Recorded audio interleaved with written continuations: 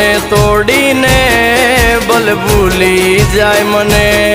એક નાની અમતી વાતે કેમ છોડી જાય મને